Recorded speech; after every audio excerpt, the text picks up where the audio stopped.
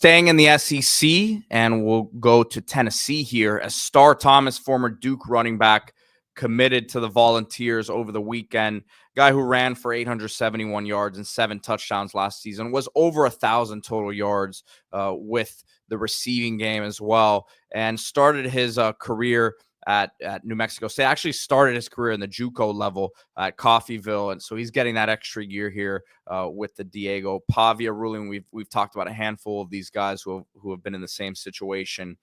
And a 6 foot, 210 plus pound running back who had a solid season in the ACC, only 4.1 yards per carry, so not the most explosive guy by the numbers, but going to be headed here to an offense with Josh Heupel that we understand their explosiveness, so potentially could open up some more lanes for him.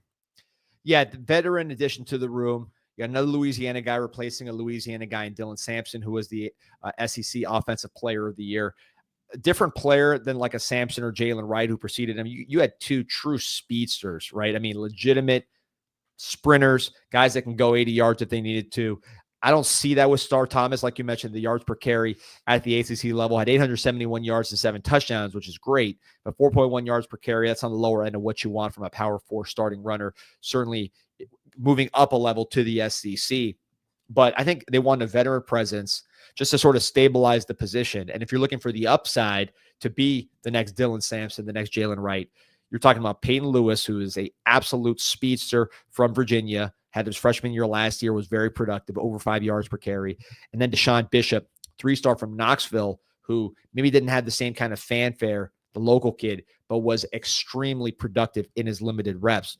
So I think between those two guys and then Star Thomas being that stabilizing presence, you will either by committee or with one of those guys emerging, I don't say replace Dylan Sampson because his production was so unique, but at least give you a continuous run of good running backs, which you've had for a while now. And of course, this offense with Josh Heupel, very suitable to the running back position, especially the faster guys.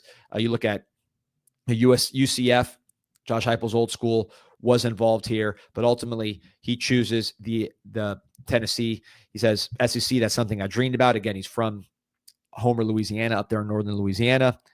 He said, me being here is going to get me to the NFL. He said, being around Coach Heupel, Coach Sims, running back coach, they were honest from the first day. Let me know exactly what the situation was. Ultimately, that's why he chose to go to Tennessee. You are losing a couple transfers. You got Cameron Seldon going to the ACC. So it's kind of different directions, right? Cameron Seldon moves over to the ACC. Khalifa Keith goes to Appalachian State. But I think ultimately you're looking at 3 running backs who are going to be able to get the job done with Peyton Lewis, Deshaun Bishop, and now Star Thomas. If I had to pick someone to sort of emerge from this group, Peyton Lewis. This is Peyton Lewis here, by the way, is Huddle Highlights. Yeah, I mean, he seems to me to fit the mold more so of what you're looking for in terms of what Tennessee's used to having. But again, Deshaun Bishop had a really big year, and we're here talking about Star Thomas, and Star Thomas will just put a bow on this and put some insurance on it. But if you ask me, I don't see him being the leading rusher for Tennessee next year. I think it'll be Lewis or Bishop. Yeah, here's Lewis. I mean, you see the big runs, see him breaking tackles and then just running away from the defense with ease. Yeah. So and again, both those guys were productive in limited snaps.